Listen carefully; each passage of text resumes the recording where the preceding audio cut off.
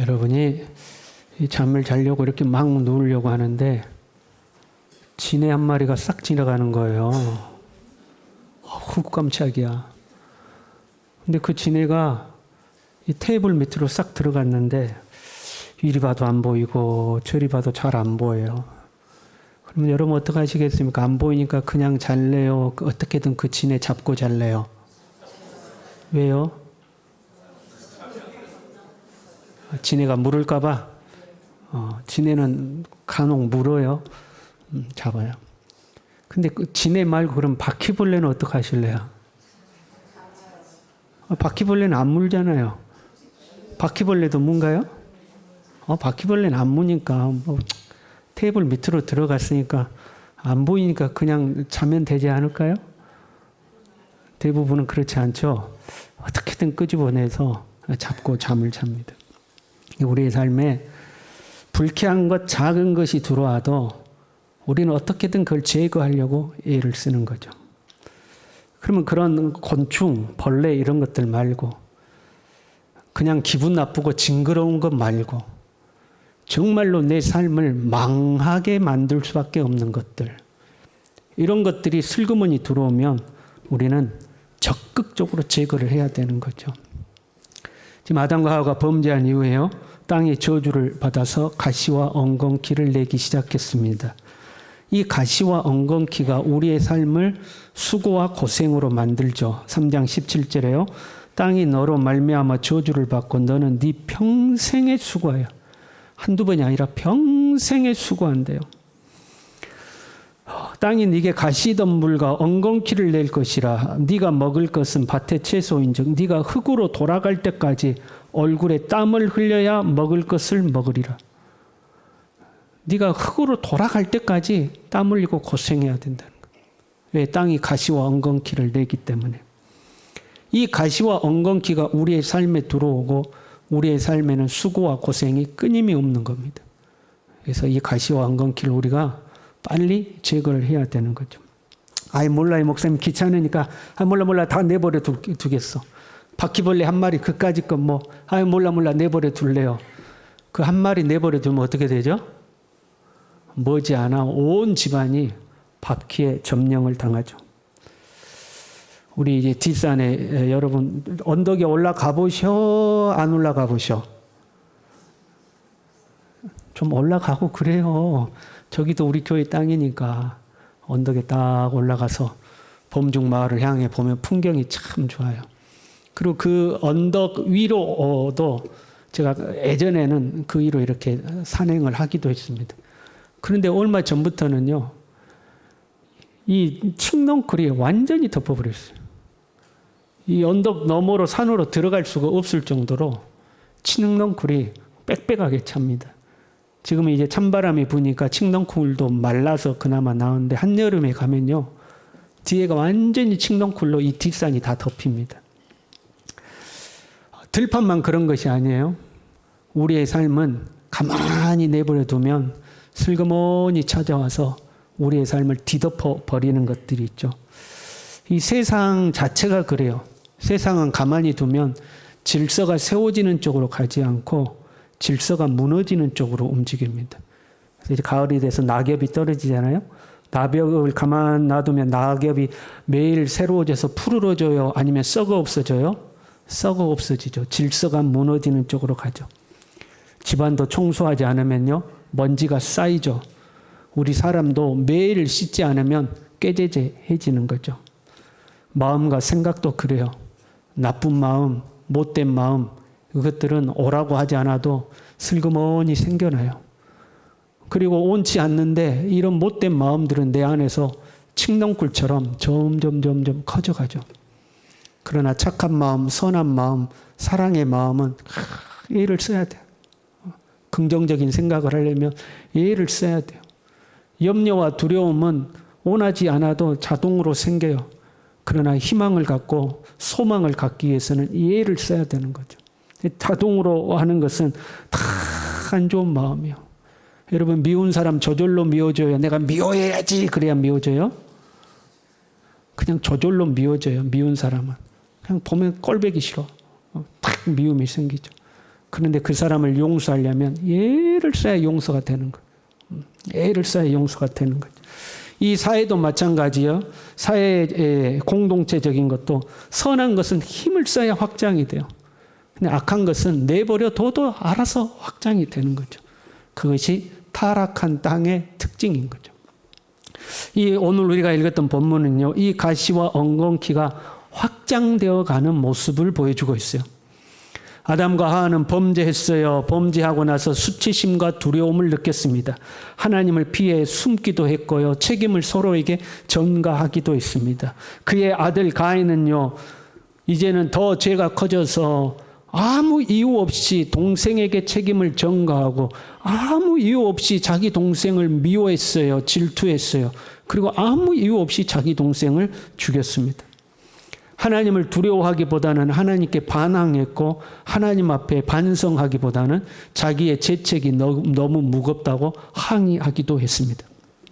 그 가인이 쫓겨나서 아들을 낳았습니다. 그리고 아들의 이름을 에녹이라고 붙였습니다. 이 에녹은 두 가지 의미를 가지고 있습니다. 하나는 시작하다, 창설하다 그런 의미가 있고 하나는 봉사하다라는 의미가 있어요. 우리가 잘 아는 에녹이라는 사람은 봉사하다라는 의미를 가졌다고 보면 될 것 같아요. 그런데 본문의 가인은 시작했다는 거예요. 내가 만들었다 그런 의미입니다. 누구를 내가 만들었다? 내 아들을 내가 만들었다 하는 거죠. 최초로 성읍을 만들고 그 성의 이름도 에녹이라고 지었습니다. 이 성을 누가 만들었다? 내가 만들었다는 거죠. 창조는 하나님의 사역입니다. 천지 만물을 하나님이 창조하셨습니다. 그런데 사람은 하나님이 창조한 이 천지 만물 위에 세계와 도시와 문화를 건설해 가는 겁니다. 그 세계와 문화와 도시를 건설해 놓고 그래 세상은 하나님이 창조했다고 쳐. 그러나 이 문명은 이 도시는 내가 만들었어. 하나님이 세계를 만들듯이 나는 도시와 문명을 만들어냈어 하고 교만을 뽐내고 있는 겁니다. 하나님만 만드는 거 아니야. 나도 만들 수 있어. 그런 거죠. 이 교만한 가인의 후손이 몇 세대를 거쳐서 본문에 라멕이라는 사람이 등장합니다. 오늘은 이 라멕에 대해서 살피려고 하는 겁니다. 19절에요. 이렇게 소개합니다. 라멕이 두 아내를 맞이하였으니 이 라멕의 등장과 함께 일부 다처제가 등장합니다. 여러분 한번 생각해 봐요. 우리가 사는 세상에 남자 4명, 여자 4명이 산다고 생각해 봐요. 그러면 어떻게 결혼하면 되겠어요? 남자 1번, 남자 2번, 남자 3번, 남자 4번. 어디에서 나오는 것 같은데? 여자 1번, 여자 2번, 여자 3번, 여자 4번. 이렇게 있어요. 그러면 어떻게 결혼하면 되겠어요? 자기 마음에 드는 사람과 1대1로 결혼하면 딱 맞는 거 아니에요. 그런데 남자 1번이 여자 1번, 2번이 마음에 들었어요. 그래서 남자 1번이 여자 1번, 2번을 다 자기 아내로 삼아버렸어요. 그럼 남은 남자 3명은 어떻게 해요? 남자 3명 남고 여자 2명 남았네요. 그럼 어떻게 해요? 그 중에 최소 1명은 결혼을 하지 못하는 거죠. 집에서 여러분 계란말이 했어요. 계란말이. 그래가지고 계란말이를 잘 해가지고 계란말이를 칼로 착착착착착 해갖고 10조각으로 쪼갰어요. 자, 저희 집 식구가 이 계란말이를 먹어요. 제가 몇 개 먹어야 될까요? 그래도 제가 아빠인데 몇 개 먹어야 돼요? 혜린아, 아빠가 몇 개 먹으면 좋겠어? 2개래요. 원래는 철저하거든요. 제가 3개를 먹으면 누군가는 하나밖에 못 먹는 거죠. 사람은 그런 눈치가 있어야 돼요. 아, 내가 어디까지 내 몫으로 취해야겠구나 하는 눈치가 있어야 되는 거죠. 내가 너무 많이 가지면 다른 사람이 가질 수 없다는 것을 여러분 염두에 주셔야 합니다. 하나님께서 내게 힘도 주시고 능력도 주시고 복을 주셔서 내가 다른 사람보다 많이 소유하게 됐어요. 그러면 그 사람 반드시 자비를 베풀어야 하는 의무를 가지게 되는 거예요. 그래서 하나님께서는 추수할 때도 모퉁이의 것들은 베지 말아라. 떨어진 거 줍지 말아라. 이렇게 말씀하잖아요. 나눠야 하는 거죠. 나 혼자 누리라고 주신 것이 아니라 나누고 함께 살라고 주신 것이다 하는 거죠. 특별히 아내란 생육하고 번성하라는 하나님의 명령, 축복과 연결되어 있죠. 그런데 내 욕심대로 내가 아내를 많이 취해버렸어요. 그러면 내 생명은 생육하고 번성에 가겠죠. 그러나 다른 사람의 생명은 거기서 끊어지는 겁니다. 내 생명만 번성하면 돼. 다른 사람 생명 어떻게 되든지 상관없어. 이게 일부 다처제의 등장인 겁니다. 이 라멕의 첫째 아내의 이름이 아다였습니다. 이 아다라는 여인의 뜻은 장식을 좋아하는, 본성의 아름다움보다 남자를 위해서 거치장을 꾸미는 그런 의미예요. 둘째 아내는 실라입니다. 이 실라의 이름의 뜻은 어딘가 음습하고 본성이 음흉한 여자를 일컫는 단어입니다. 라멕이 아내를 둘을 취했어요. 그런데 둘 다 뭐냐면 유격적이고 본능적인 아름다움을 추구하는 그런 여자를 아내로 맞이한 거죠. 그 말은 무슨 의미예요? 라멕이 그것을 추구하고 산 거예요. 그것도 한 명으로 만족이 안 돼. 여러분, 예쁜 사람은 이렇게 예쁜 사람은 이런 대로 특징이 있고 저렇게 예쁜 건 저렇게 특징이 있잖아요. 그러니까 한 명으로 만족이 안 돼서 두 명의 아내를 맞이한 거예요. 그리고 거기에서부터 자녀를 낳았어요. 즉 부패한 생명이 확장되어 가는 모습인 거죠. 부패하고 유격적인 생명들이 확장되어 가는 거죠. 이 라멕의 후손들로부터 문화가 생겨나고 직업이 세분화되기 시작합니다. 라멕의 아다가 야발을 낳았어요. 이 야발은 목축업의 선조가 됩니다. 21절에 유발이 등장하는데요. 수금과 퉁소를 잡는 모든 자의 조상이 되었다. 이렇게 음악하는 자의 조상이 됐다고 볼 수 있는데, 이 수금이라는 단어가 유격적 사랑 그런 말입니다. 퉁소는 창녀의 사랑 그런 말이죠. 육체적 쾌락을 추구하는 악기를 만든 거예요. 음악을 하더라도 고상하고 거룩한 음악을 한 게 아니고 태폐적인 음악을 했음을 이제 알 수가 있는 거죠. 실라는 두발가인을 낳았어요. 이 두발가인의 문자적 의미는 가인의 대장장이 그런 말이죠. 가인이 새, 강철이라는 의미를 가지고 있었잖아요. 이 새를 녹여서 무기와 어떤 기구들을 만드는 사람이 이제 두발가인이죠. 그 누이의 이름이 나아만인데, 나아만은 아름답다는 뜻인데요. 세련되고 청순한 아름다움이 아니라 천박하고 관능적인 아름다움을 의미하는 이름입니다. 성적 유혹을 일으키는 여인이죠. 라멕이 그러한 것들을 추구했기 때문에 라멕의 아내들도 그런 사람이었고, 거기에서 나온 후손들도 그런 후손들이 퍼져가고 있는 거죠. 가인이 만들어 놓은 에녹성 안에 가인의 아들인 에녹과 그의 후손들을 통해서 세속적 아름다움을 추구하는 하나님이 없는 문화를 만들어가는 이제 모습이죠. 믿음과 도덕적 성숙을 추구하기보다 어떤 관능적 욕구를, 태폐적인 문화를 추구하는 그것들이 확산되어가는 모습입니다. 이런 문화와 문명 속에서 인간성의 부패가 극에 달하는데, 그것이 오늘 본문 23절부터 나오는 라멕의 노래입니다. 라멕이 자기 아내들 앞에서 자기의 힘을 과장하는 노래인데요. 이렇게 하죠. 아다와 실라여 내 목소리를 들으라. 라멕의 아내들이여 내 말을 들으라. 나의 상처로 말미암아 내가 사람을 죽였고. 무슨 말이냐면 나에게 누군가가 상처를 내서 내가 그 사람을 죽여버렸다 그런 말이에요. 실수였던 의도였던 나에게 상처 냈다는 것 때문에 그럴 수 있지, 네 실수했구나, 그럴 수 있지가 아니고 그 사람 죽여버렸다 그런 말이에요. 나의 상함으로 말미암아 소년을 죽였도다. 여기서 소년은 철없는 아이를 의미해요. 여기서 상함은 멍들었다 그런 말이에요. 그 철없는 아이가 나하고 부딪히든지 해서 나에게 멍이 들었어야 돼요. 멍만 들어도 철없는 아이를 죽였다 그런 말이에요. 잔인해요? 잔인하지 않아요? 잔인하죠. 끔찍하죠.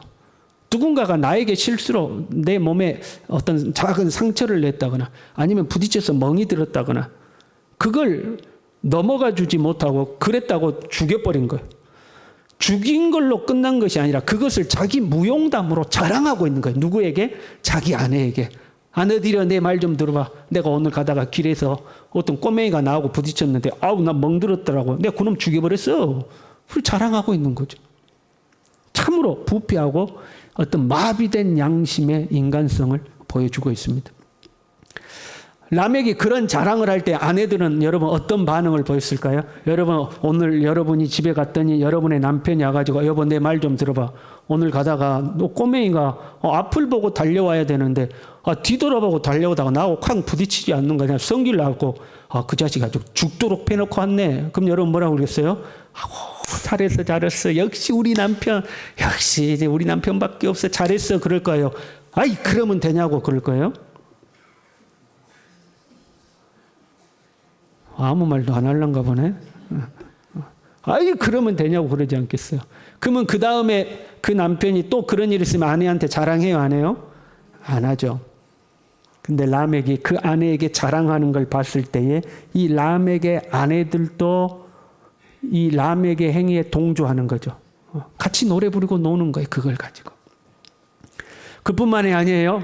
하나님에 대한 태도가 오만하고 방자합니다. 이렇게 이야기죠. 가인을 위하여는 벌이 7배일진데 라멕을 위하여는 벌이 77배의 1이로다. 하나님께서 가인에게 벌을 주시니까 가인이 나 이렇게 벌 크게 주면요. 나 밖에 나가면 사람들이 나 죽일 것 같은데요. 그랬더니 하나님이 가인을 보호한다는 의미로 누군가 너를 해치면 내가 그 벌을 7배로 갚을 것이다. 걱정하지 마. 하나님의 보호를 상징하는 7배였어요. 그런데 라멕은 나를 위하여는 벌이 77배일 것이다. 군수를 치죠. 이것은 하나님이 나를 그렇게 보호해 주실 것이라는 그런 고백이 아니라 야 누가 나 건드려? 나 건들기만 해봐. 나는 77배로 갚아버릴 거예요. 하나님이 나 안 도와줘도 난 누군지 알지. 나 어떤 사람인지 알지. 건들기만 해봐. 그냥 확 그냥 싹 다 쓸어버릴 테니까 지금 그 소리 하고 있는 거예요. 하나님의 보호 없이도 자신의 힘으로 얼마든지 보복하고 살 수 있다. 그걸 큰 소리치고 있는 거죠. 자기 자신을 위하여 성을 만들었어요. 그 안에 온갖 부패하고 타락한 문화를 만들어놨어요. 하나님의 질서, 한 남자와 한 여자가 결혼해야 된다는 하나님의 질서는 무시해요. 자기 탐욕을 마음껏 채우고 살아요. 살인도 서슴지 않아요. 양심의 가책이라고는 없어요. 하나님을 두려워하지도 않고 하나님을 필요로 하지도 않고 자신의 힘을 맹신하고 살아가는 타락한 인간의 부패한 모습이죠.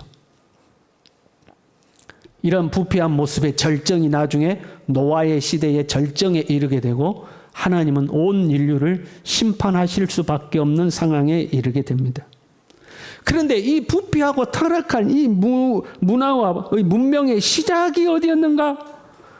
아담과 하와가 선악과를 따먹고 그 책임을 서로에게 전가하는 데서부터 시작했습니다. 그때에 아담과 하와가 나무 뒤에 숨지 아니하고 오히려 하나님 앞에 무릎을 꿇고 잘못했다고 죄를 고백했으면 어떻게 됐을까요? 그때 아담이 하와 때문이라고 하와는 뱀 때문이라고 책임을 전가하지 아니하고 오히려 하나님 앞에 무릎을 꿇고 주여 다 제 잘못입니다. 제 탓입니다. 제가 무능해서 그랬습니다. 제가 부족해서 그랬습니다. 자기 탓을 했으면 어떻게 됐을까요? 남을 탓하고 책임을 전가하는 그 작은 행위가 가시와 엉겅퀴가 되어서 확장되고 확장되더니 이제는 인류 전체가 부패하고 타락한 마치 뒷산에 칡넝쿨이 온 산을 뒤덮어버리는 것처럼 이런 부패하고 타락한 인간성이 온 세상을 뒤덮어버리는 그러한 모습을 보여주고 있는 거죠. 여러분 우리는요 우리의 삶에 파고드는 작은 이 가시덩굴 엉겅퀴 하나도 소홀히 해서는 안 됩니다. 그것이 어떻게 확장될지를 모르는 거죠. 그냥 방치하면 안 돼요. 여러분 그냥 넘어가면 안 돼요. 우리는 하나님 앞에 철저하게 그것들을 제거해 나가야 합니다. 범죄한 아담은 에덴 동산에서 쫓겨났습니다. 저주받은 땅에서 살았습니다. 그런데 하나님의 아들 예수 그리스도께서 그 저주받은 땅에 저주받은 사람의 형상을 입고 오셨습니다. 인류의 모든 죄와 저주를 짊어지고 십자가에서 죽으셨습니다. 우리는 이 예수 그리스도를 믿음으로 구원을 받았으며 죄와 저주의 사슬에서 자유를 얻은 줄로 믿습니다. 우리는 예수 그리스도를 믿어 사망에서 생명으로 옮겼습니다. 사탄의 나라에서 하나님의 나라로 옮겼습니다. 저주받은 땅에서 다시 하나님의 나라 에덴으로 옮겨진 줄로 믿습니다. 그 에덴은 어떤 땅이에요? 하나님의 통치 아래 살아야 하는 땅입니다. 그 에덴에서 다시는 선악과 따먹지 말고, 선악과 따먹는다는 것은 내가 주인이 돼서 내 마음대로 하는 거, 그거잖아요. 그거 하지 말고 하나님의 말씀의 통치를 받고 우리는 살아야 합니다. 그게 예수 믿는 사람들이에요. 그런데요, 예수님을 믿는다고 하면서 하나님 나라로 내가 옮겨졌다고 하면서 지금 죽어도 천국 가겠다고 하면서 그 하나님 나라의 안에 여전히 자기 성을 쌓고 사는 사람들이 있습니다. 하나님 나라 안에 들어온 것 같은데 거기에다가 가인이 에녹성을 쌓았듯이 자기 성을 쌓는 거예요. 하나님, 여기는 내 영역입니다. 여기는 건들지 마세요. 하나님, 내가 이것까지는 하세요. 그 이상은 저에게 요구하지 마세요. 하나님, 그것은 내가 알아서 할게요. 하나님, 그건 건들지 마세요. 그건 상관하지 마세요. 그건 간섭하지 마세요. 자기 성을 쌓아둔 겁니다. 여러분, 그렇게 자기 성을 쌓는 것 자체가 선악과를 따먹는 것과 똑같은 거예요. 선악과를 따먹는 것이 내 마음대로 하는 거잖아요. 내가 하나님이 되어서 내가 판단하고 내가 결정하는 거잖아요. 똑같은 거예요. 성을 쌓아두고 하나님 그건 건들지 마세요. 내가 알아서 할게요. 하나님 그건 상관하지 마세요. 그건 내가 알아서 판단하고 결정할 거예요. 자기 성을 쌓는 거죠. 그런데 여러분 기억하세요. 그 자기 성 안에는 가시와 엉겅퀴가 함께 자라고 있습니다. 그 가시와 엉겅퀴를 내버려 두면, 그 가시와 엉겅퀴를 붙들고 살면 결국에는 패망하게 되는 거죠. 하나님의 에덴 동산 중앙에는요, 선악과만 있는 것이 아닙니다. 거기에는 생명나무가 있습니다. 이제 예수 그리스도를 구주로 영접하여 하나님의 나라, 하나님의 백성이 되었다며 이제 우리는 선악과는 멀리하고 생명나무를 따먹고 살아야 되는 거예요. 하나님의 생명으로 살아야 되는 거예요. 그 이 생명나무는 예수 그리스도인 줄로 믿습니다. 내가 곧 길이요 진리요 생명이라고 그랬어요. 우리는 예수 그리스도의 생명으로 살아야 됩니다. 예수 그리스도를 진정한 내 삶의 주인으로 모셔야 됩니다. 예수님의 말씀에 순종하며 살아야 합니다. 그래야 내 삶의 모든 저주가 끊어지는 거예요. 그것이 아무리 작은 것이라 할지라도 내 마음 가운데 슬그머니 찾아온다면, 주님의 말씀에 맞지 않는 것이 내 마음에 찾아온다면, 주님의 뜻에 합당하지 않는 것이 내 생각 가운데 찾아온다면, 그것이 바퀴벌레 한 마리라 할지라도, 그것이 지네 한 마리라 할지라도 내버려 두지 않잖아요. 우리 그거 잡아내잖아요. 쫓아내잖아요. 그것처럼 예수 그리스도의 말씀에 합당하지 않는 마음과 생각이 내 안에 들어오면, 그것이 수치심이든 부끄러움이든 책임 전가이든 미움이든 분노이든 그 무엇이라도 내버려 두지 말고 우리는 제거해야 됩니다. 쫓아내야 됩니다. 그게 진정 예수님을 믿는 사람이요, 그곳이 곧 축복의 땅이 되는 것. 사랑하는 성도 여러분, 우리는 예수님을 구주로 영접하여 하나님의 백성이 된 줄로 믿습니다. 더 이상 저주의 땅이 아니에요. 더 이상 가시와 엉겅퀴의 땅이 아닙니다. 내버려 두지 마십시오. 내버려 두면 안 됩니다. 내 안에 하나님 앞에 합당하지 않는 것들 다 잘라내길 바랍니다. 그것이 무엇이라도 여러분 다 잘라내기 바랍니다. 하나님이 여러분의 삶을 축복의 땅으로 만들어 가실 줄로 믿습니다. 우리 함께 찬양하겠습니다.